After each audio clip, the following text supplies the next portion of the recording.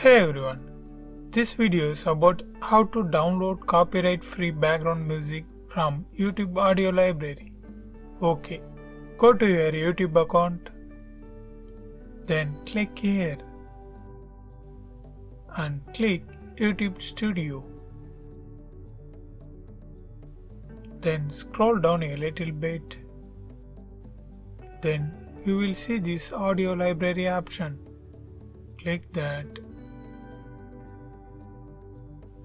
Yeah, here you can download any music from audio library for free.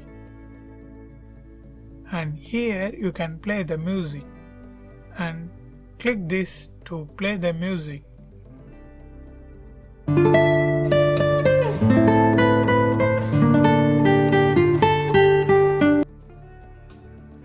Then click this download button to download the music instantly. And if you want to search a music, you can search by entering the song name or artist name. Okay, in YouTube audio library, all the videos are copyright-free musics, but some of the music needs attribution on the description like this. On the license type, if you see CC means it needs attribution, and if you see just YouTube logo means there is no need attribution.